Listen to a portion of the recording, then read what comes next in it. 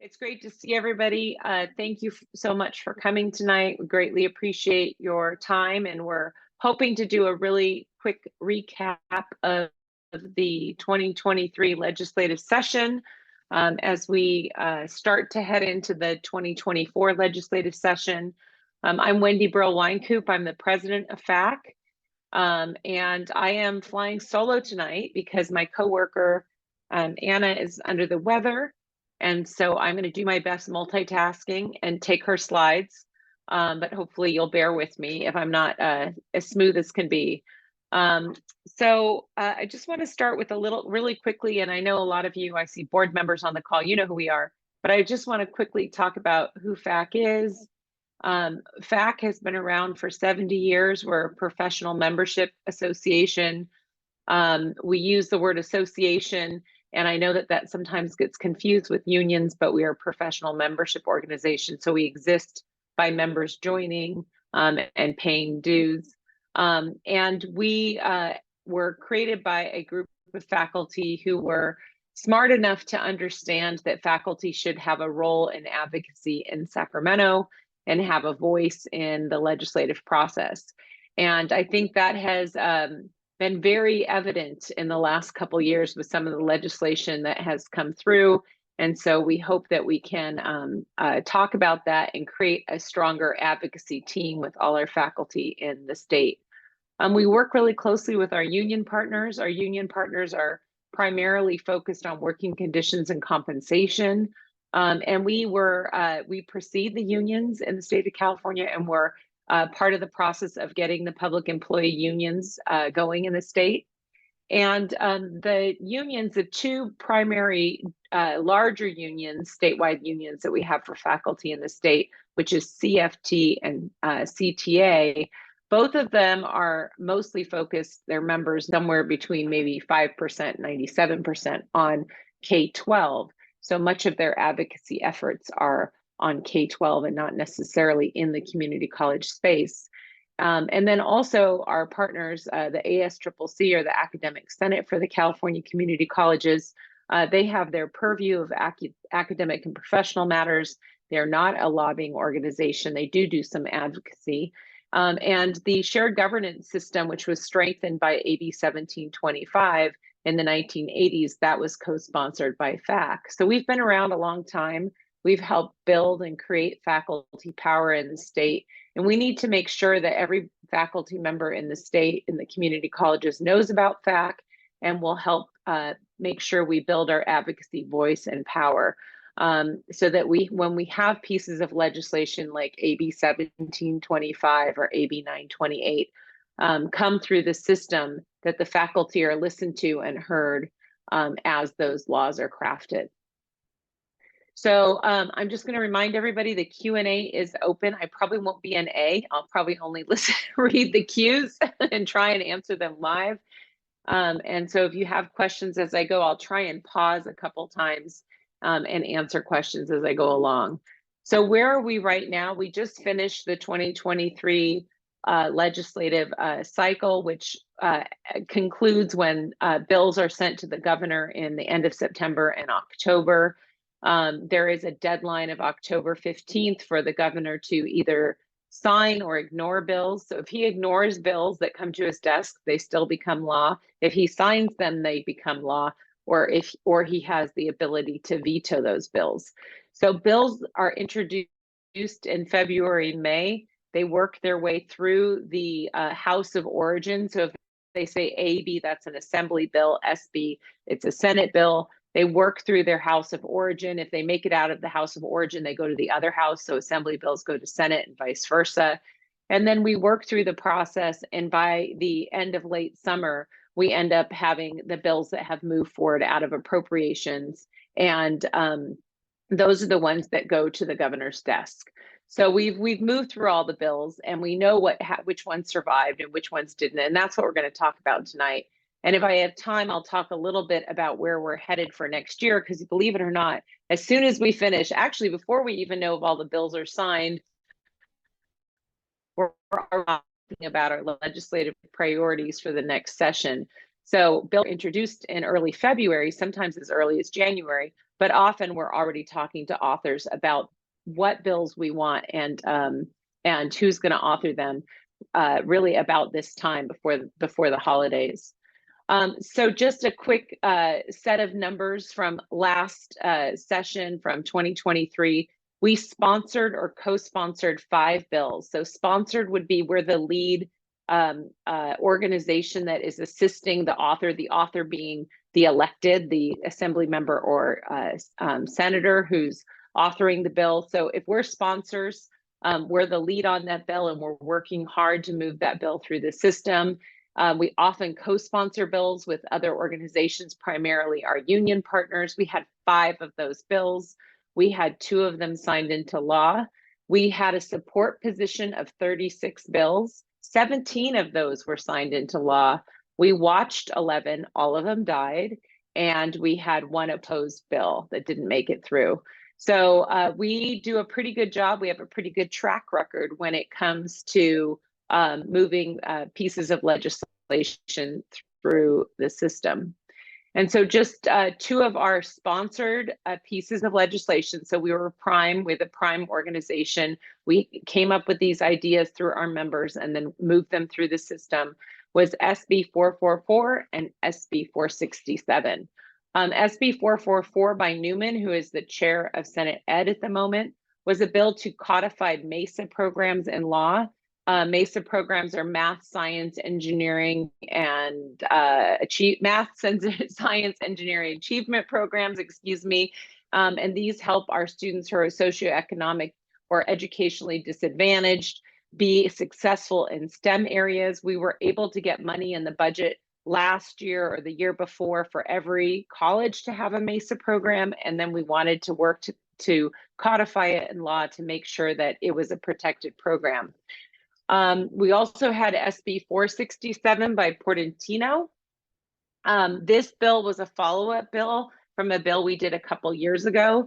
This bill allowed students who use an ITIN number instead of a Social Security number due to their citizenship status to be able to apply to apprenticeship programs and internship programs, particularly in the healthcare area.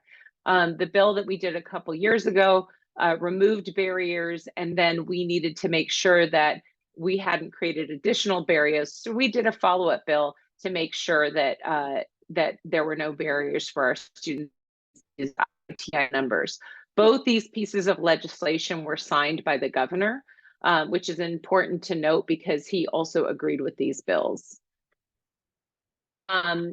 We also co-sponsored 3 pieces of legislation, and unfortunately, those 3 pieces of legislation were not successful. The first bill was AB 811 from CFT. We were working with them to hopefully make this bill successful. This bill was about both repetition and repeatability. It did go sideways sort of at the last minute. Most of the rules about repetition and repeatability actually exist in Title V, not in law. This actually created some more restrictions in Ed Code had it been successful. We did pull back at the last minute and really trying to get people to call in and support it because we thought there was probably a better way to do it. Mike Fong was very excited about it. He's tried this bill several times. We were excited about it, and we're hoping that we can reapproach it and make sure we have really good control over the bill. I think it's important to note that we need faculty to make sure that they're part of this conversation. The last minute amendment happened from a special interest group, and it would have caused more problems for our students. So we have to be very careful with bills that we keep control of them and we make sure that the language is precise and helpful for our students. AB 260 by Santiago is a bill from CTA that we helped co-sponsor. I believe this was the second time that CTA ran it, and it is a part-time parity bill to try and create a parity for our part-time faculty members. This is a very expensive bill the way it's laid out, and it's really gotten stuck in appropriations a couple times, and again, it died in appropriations. I'm not sure if CTA will try and run the bill again. next year. And then we also worked with CCC, our third union partner, AB 1190, which was a bill to try and help part-time. There's a pool of part-time office hours money available. It's not always utilized by the campuses. So this was an attempt to try and really force a hand on the districts to pay part-time faculty members for their office hours. This also died, I believe, in appropriations. Just some other bills that were on our radar. That this is the part that Anna was going to do, so I'm going to do my best to cover them without too much review, but bear with me if you will. So these were bills that we did not sponsor or co-sponsor, but we had a support position recommended from our legislation and advocacy committee, and then our board took a position of support.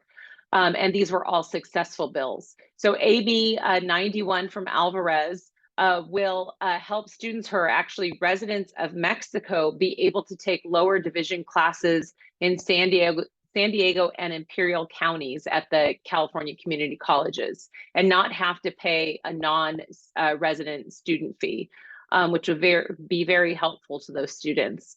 AB 358 from Addis streamlines the housing development process and procedures for creating student housing. And actually, it's more than student housing. It could be faculty housing too.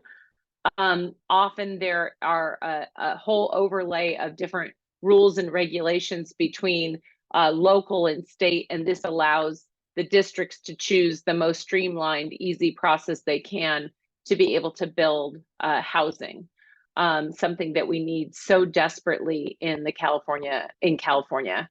AB 634 is a bill to help with applying census date attendance to some non-credit career development college prep classes. If anybody has ever looked at the attendance accounting manual, which is how the colleges are reimbursed for apportionment by the state, it is dense and complicated, and it is very problematic when you have short-term non-credit classes trying to be reimbursed for those classes. So this helped create a census date as opposed to just a positive attendance date. AB 789 from Berman helped with the standards, the SAP, it's satisfactory academic progress standards for the federal guidelines to make sure that students can continue with their financial aid.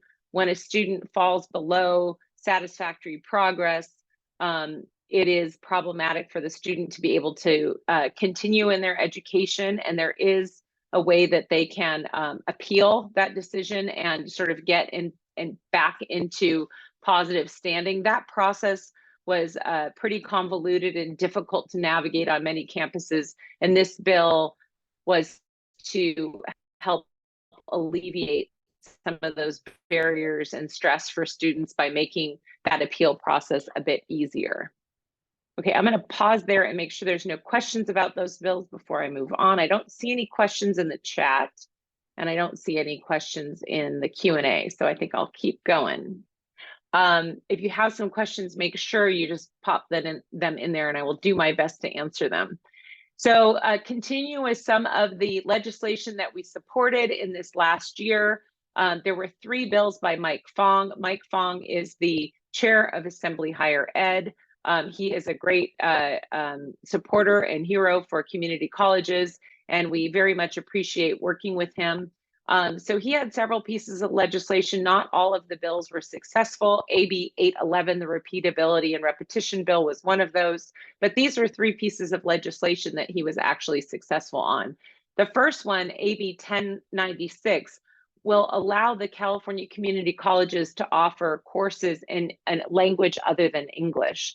We see this as a great way that students who might not be as in control of the English language or has not learned as much about the English language as they want, this will allow them to approach material and classes that they're excited about and ready to learn in their language that they're most comfortable to learn that information. It's not stopping them from taking ESL classes.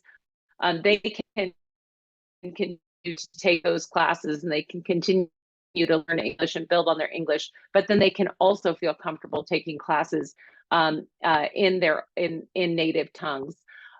It does not mean that districts have to offer classes, lots of different languages. That only gives them the option to be able to do that. AB 1540 is a process for AB 540 students to streamline their self-certify their eligibility for their AB 540 status. Again, another process that was sort of burdensome for a student to do, and this allows them to be able to move through the process and certify that they're an AB 540 student in a much easier way. And then the last bill from Fong that was successful is AB 1541, which would allow students who are an advisory vote on their local board of trustees. So many of the districts already have this. They have a student on the board of trustees, and then often that student has an advisory vote, but not all. And so this was something that the Student Senate really wanted. This was one of their bills, and we were happy to support it. And we're happy to see that students do have now an advisory vote across the board at all of our 73 districts, I think, if I got that right. Just to note that FACC has been very successful in passing legislation. These are just 1, 2, 3, 4, 5 bills we had this year. So that's 7 bills since 2019 of our sponsored bills, not co-sponsored, but sponsored bills. So our primary bills, all 7 have made it through the legislature. So we've been very successful. We're small but mighty at passing legislation. And I wanted to say that all of our legislative ideas come from our members. We had a town hall on our legislative priorities just about a month ago. We collected a lot of information from members who came to that town hall, virtual town hall. And then we also had a survey that went out for several weeks, and we collected information from there.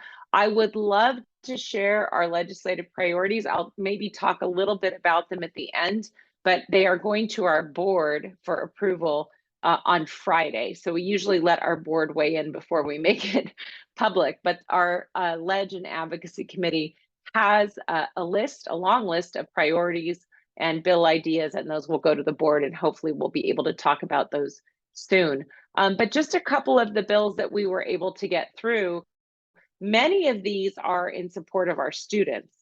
So we are the Faculty Association of the California Community Colleges, but we are here in service to our students, and we want to make sure that we are truly student-centered. And some of these bills that increase their money for their basic needs, allow students to make sure that they can put their chosen name into the registration system, that they have access to MESA, that we've removed barriers that for students who use ITIN numbers. Those are truly student-centered bills. So we're very proud of our track record and how many bills we've been able to get through the legislature. Okay, so from a high note to a low note, here we go. This was a very concerning precedent that happened this legislative session. AB 1749, which was a bill by McCarty, it was sponsored by the Campaign for College Opportunity, which is one of the special interest groups that has really been successful at pushing through legislation that has sort of either an accountability component to it, and or this idea of narrowing the California Community College mission so that we should be focusing mostly on 2-year degree pathways and transfer. I think we are the community colleges of the California colleges, and we are here to serve the whole community. And we have students that seek education and enlightenment in many different ways other than just the degree path. Of course, we support the degree path. Of course, we support our students getting degrees, but that's not the only thing that we do. So this bill would apply the associate degree for transfer to the UCs. There are quite a few things that are problematic about that idea. First of all, the UCs do have some constitutional independence. So when we say we want them to do something, they don't necessarily have to do it. Often they'll play along to a point because they know that their budget could be affected if they don't listen to the legislature. It often means that to match them as opposed to them changing their programs to match the ADTs.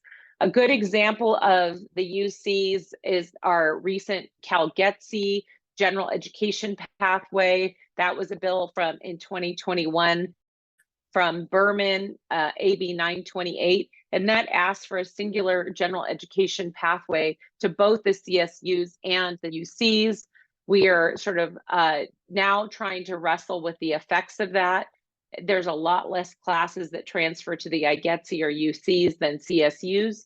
So often when we say that we want one pathway to both, it dramatically changes what we do and how we do it. So AB 1749, which did not make it through the process, it died, I believe, in appropriations. It would require the ADT to go to both the CSU and UC. Now, what that means is that likely we would be changing all of our ADTs, the 12 or 14 years of work we've done on that work, to match the UC curriculum as opposed to the CSU curriculum. It's just very problematic when you understand the difference in the two systems of higher education. I had a psychology major tell me, well, you go to the CSUs if you want to become a psychologist, but if you want to study the theory of psychology, you go to the UCs. So where there might be some undergraduate prep that is the same in both programs, the UC programs and CSU, there is a lot of things that are different, and that would be difficult to reconcile. So this did die in Senate Appropriations, and then at literally the 11th hour, there was a bill that was called what we call gut and amend. So it was a bill that had nothing to do with the California Community Colleges, AB 1291, also by McCarty. He pulled that bill out. He did a major amendment to it, and he really shoved it through the program process and got it to the governor in a very, very short period of time. Now, what this does is it takes essentially what's in AB 1749 that had died in appropriations, and it applies it to 12 majors in a pilot. So it's taking instead of trying to do everything for the whole system, it takes it to specifically, to a pilot program. Better than applying it to the whole system. At least with the pilot program, we can have some conversations about what's happening, but this is a dangerous precedent to, at the very last minute, shove a bill through. It didn't go to policy committees. I hope that we don't see things like this in the future, but this is what we need to have such a tight timeline. I see I had a question about 1096 from Kevin. I'm going to pop back there for a second. 1096 does not necessarily impact ESL programs.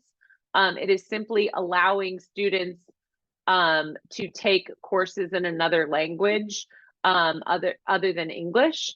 We hope that it will actually help build ESL programs. If students have a way to access our programs, maybe in a way that they're more comfortable, then they might actually be excited to expand, right, their ESL courses. So in the analysis of this bill, there was shown no impact on ESL. Of course, Kevin, if you are experiencing that as this bill is rolling out, please let us know so that we can make sure that we address it. But I do think that it's going to be a way that we can expand our programs and help our students in many different ways.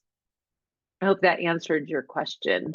So just some recent budget advocacy. We also do budget advocacy. It's a little less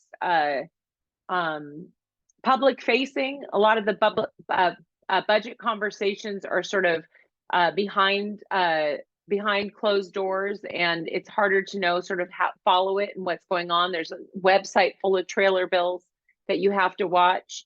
And so in the budget space, we do a lot of work. And this is just some of the things that we've done in the last couple years. One of the things that we're really proud of in this last legislative session is we were able to ensure language is in there to make sure that if there is money for full-time faculty, that it must be spent on full-time faculty members. This is something that we did an audit with FACCC, which I'll talk about in a minute. And that audit was very telling that districts have been accepting full-time faculty money, specifically money for full-time faculty hiring, and that it's not necessarily going to increasing full-time faculty numbers. So you can see right under, in that second and third point, right under full-time faculty, that FACC was worked with our union partners to get $150 million for more full-time faculty, yet we haven't seen our numbers increase in full-time faculty. So moving those part-time faculty positions to full-time has not been a reality. So with language now to ensure that that money has to go to increasing full-time faculty numbers, along with the audit finding, which I'll talk about in a second, I think we're finally making making up some groundwork with that. We were also recently able to help with getting part-time faculty healthcare money in the system, $200 million of ongoing money. I know that there are some districts still struggling to, or some faculty associations still struggling to make that money meaningful for our part-time faculty members. And we are still having conversations with the Chancellor's office to see how we can help make sure that there isn't $200 million left in a pot somewhere, and that it's not going to purchasing healthcare for our part-time faculty members. I'm going to circle back to Ornit's question. Her question is AB 1096 mainly about offering some CTE classes in Spanish? I think that was a big argument for it from the LA Community College District. It is a largely Hispanic serving institution. There are quite a few students who would like to learn Spanish. Like to learn skill-based classes in CTE in Spanish. So yes, but it can be used for things other than that. So hopefully that answers your question. Okay, so moving forward, last year we co-sponsored. You're welcome, Ornit. Last year we co-sponsored a joint legislative audit with FACCC, and audits are a really great way to sort of point out that things aren't going exactly the way they should be. The legislature, particularly when they've earmarked money for something and money doesn't go to where it's supposed to go, they would like to know about it. So we have, working with FACCC, we have sponsored a couple audits. This one was last year, and it was on full-time faculty money. And so the Chancellor's office, the findings of this report, and I'm going to click to, so the question was, are districts using their money properly? And we didn't audit all districts. We choose a certain amount of districts to audit it, and then it takes about a year to go through the audit report, and then we get the findings. So the findings are the fun part. So this would require, the audit found that it's going to require the California Community College districts to annually report to the Chancellor's office on its progress and increasing the percent of instruction by full-time faculty. It would also require the Chancellor's office to synthesize this information into an annual system statewide report. It would also require the Chancellor's office to establish and implement a policy to verify the community colleges are using full-time faculty funding money for full-time faculty. That's what it was earmarked for, right? And that when districts fail to comply, they're subject to having it publicly talked about at the Board of Governors. So we're hoping and then this led to that budget language that I talked about just a minute ago being added into the last budget. So we're hoping that we can make some progress in converting many of the part-time faculty jobs into full-time positions. I'm reading some notes here as I go. Did we audit LACCD? I hope so. No, I don't believe LACCD was part of it. I know Kern County was, which is where our new statewide chancellor is from. I know that Los Rios was. I believe San Diego. There is a link, and I will drop, before we go today, I will drop in the chat a link to this, and it's linked on this right here. Actually, I don't think I can do it right now. Let's see if I can do it. See if I can do it as we speak. Okay, I believe this is the audit. Okay, there you go. You guys got it. So you can read all about it and read which districts are in there. We're working on another audit, again with FACCC. They're co-sponsors of this audit, and this one is to audit the 50% law. The 50% law is a law that was created many, many years ago, and it was out of K through 14. So when we were part of K-12. And the idea of the law is to say that of the unrestricted general fund money, unrestricted money that the districts get, 50% of that money should be spent on instruction in the classroom. So instructional salaries, instructional aids. The idea of the law has two main points. One, if you say to a district 50% of your unrestricted money has to be spent on faculty salaries, you're going to limit the size of administrative growth, and you're also going to minimize class size. So some of you might think you have large class sizes, but if you go to the CSU and UCs, you'll see there's sometimes 300, 700 kids in class. So trying to, this law has been under attack by primarily groups that are non-faculty groups in the system, and they would really like to get rid of it. It makes balancing the books difficult. And there was just an article in Cal Matters yesterday, I believe, about it. I'm quoted in it. So if you'd like to read more about it, you can go and you can read about it. But we have known for some time that the 50% law is under attack. And one of the strategies along with our FACCC partners to counter that is to say, let's do an audit. Let's see if anybody's even following the 50% law. So this audit was approved by JLAC, or the Joint Legislative Audit Committee, back in spring. It'll take about a year to complete, so we won't have the findings of this audit until next year. But we're hoping that the findings of this audit will help us in moving forward to sort of counter the attacks on the 50% law. We do know from just pulling data that there's been an enormous growth in administrative positions, and also a growth in how much administrators make in terms of salaries. At the same time, we are hearing that from administrators that they want to get rid of the 50% law because they want to support students and they want to spend money on things like housing and basic needs, and the 50% law is keeping them from doing that. So when this went through the JLAC hearing, there was an addition of looking at what districts are spending on supporting students in terms of basic needs. So we'll also hopefully have that information. The attacks are also led by special interest groups like the Campaign for College Opportunity. There is a linked report here from December of last year that says specifically regulations like the 50% law are less appropriate in an educational context with greater online course delivery, and regulations required students to reapply to colleges after stopping out serve as unnecessary barriers. The reapplying part I can agree with, but online course delivery, the one college that consistently has not followed or gotten anywhere near the 50% law is Calbright.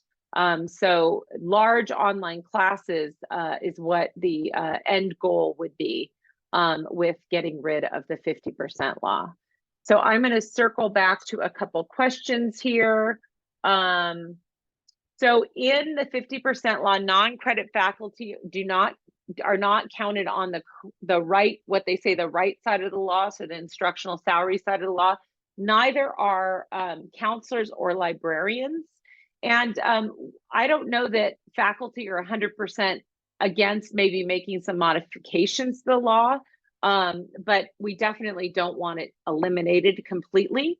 I think that some of the guardrails that we might want to counter with is limiting administration, limiting class sizes, creating a mandate for student to counselor ratio or student to librarian ratio, definitely bringing in any instructional faculty like non-credit faculty would be appropriate. So there's probably work to be done on both sides of the argument, but getting rid of it is not what we want. That won't benefit our students, definitely won't benefit our students. What is on the 50% law? It's any instructional salaries that are in the classroom. And I actually have the ed code up there. There shall be expended during each fiscal year a payment of salaries of classroom instructors by the community college district, 50% of the district's current expense of education. This again is only the unrestricted money, and it's either part or full-time faculty, and it can also include aides who are actually in the classroom. So if you have tutors that are actually in the classroom, they would also be included. We have a board member, a fabulous board member. I don't know if she's on here tonight, but she looked at her own district's budget. And if you take all the money your district gets, because I keep saying unrestricted apportionment, unrestricted, right? So if you take all the categorical money your district gets, the whole thing, and you put it together, we're only spending about 37% of the money that districts get on in the classroom. So if our primary goal is education, we're only spending 37 cents on the dollar literally in the classroom, which is pretty low. And the administration, they want to get rid of this law so that they can spend even less. So it is concerning, very, very concerning. And it is something that we need to be aware of. And if this conversation, if we don't see a piece of legislation in this 2024 session coming up, we'll probably see one in the next year. So please, if you're listening to this, go find 10 friends and tell them, educate them about the 50% law, and let's make sure that we're all on board to bring conversations to our assembly members and our senators about how important it is that institutions whose primary goal is to teach are funded to teach. I had something in the chat about part-time faculty.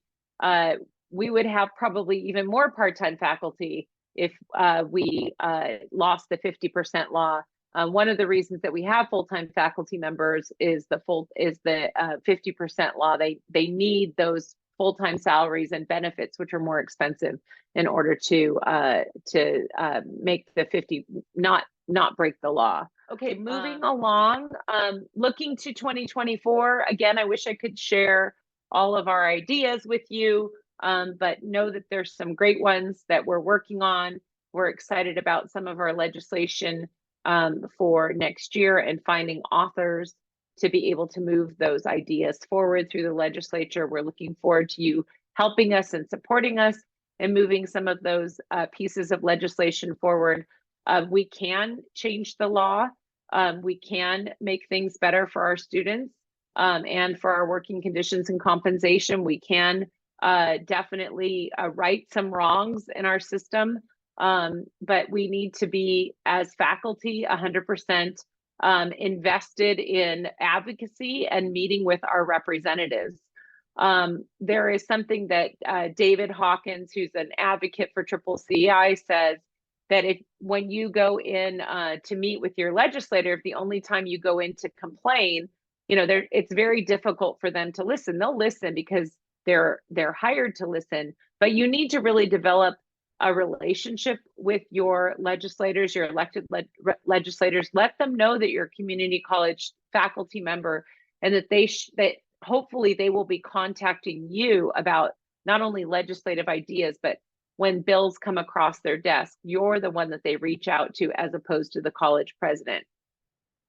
Okay, Sue said, too many times full-time faculty positions go to people who come from outside the campus instead of those faculty already working there. Yeah, it depends on the campus. That's like one of those things that there's 73 different versions. At College of the Canyons, we always interview many, at least 3 minimum of the part-time faculty members in at our college, and often more than anything else, the positions go to those who are at our campus who've already been working there. So that's definitely culturally different at every institution. And that's something that you remind me, Sue, that is one of our ideas that we're looking towards 2024. Pretty exciting stuff. In September, at our board meeting, we took a position of support for the one-tier faculty system. Some of you are like, I have no idea what that means. And others are like, oh, that's awesome.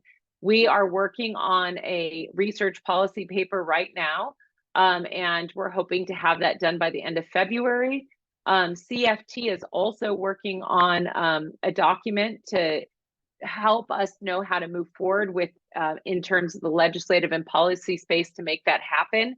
And so we're taking a complete change of approach to this new idea. Well, it's not new idea, but it's new position for us. Instead of trying to sort of hammer away piecemeal to make things more equitable for our part-time faculty, we're going to take a completely new and different approach of the one-tier faculty system. So I hope you guys will support us on that. Once we get our paper done, we'll be having some webinars and talking more about that. So we're very excited. One of the ways that you can help is invite us to your campus. This is a regional conversation we had at East LA College. Daniel Judge is on the call tonight, and he is the faculty member that helped us arrange this. He did an amazing job. And what we did is we bought lunch and we invited some legislators to come talk to faculty. It poured buckets that day. It was like a great flood, but they still showed up. And I'm on stage there with Miguel Santiago, who is a member of Assembly Higher Ed, and the chair of Assembly Higher Ed, which is Mike Fong. And then that is Steve Vera, who's an LACCD board member and also works in Durazo's office. And we were talking mostly about AB 705 and 1705. They were able to hear directly from faculty some of the concerns. And I can tell you there has been a shift, a small shift in the legislature, particularly in Assembly Higher Ed, about the effects of 705 and 1705, and some tweaks that might be needed in the future. So this is one thing that FACC can do. We can come to your campus. We can buy you food. You just need to get the room together. We'll bring the legislature directly to you, and we will help navigate a conversation with them so that they can learn from you and hear from you, and you can say hello and see who they are and meet them. We're also happy to come to your campus and do advocacy training so that we can show you how to meet with legislators and talk to them. That's our wheelhouse. That's what we do well, and we'd be happy to do it. We're not going to just show up uninvited, so please invite us, and we'd be happy to come and help you out any way we can. And so a couple other opportunities coming up. We hope that you will join us for the FACC Policy Forum. Our policy forum, our sort of rough title, although I think it's going to stay the same, is Bringing Community Back to Community College. We have seen a narrowing of our mission through legislation and policy for the last 12, 13 years.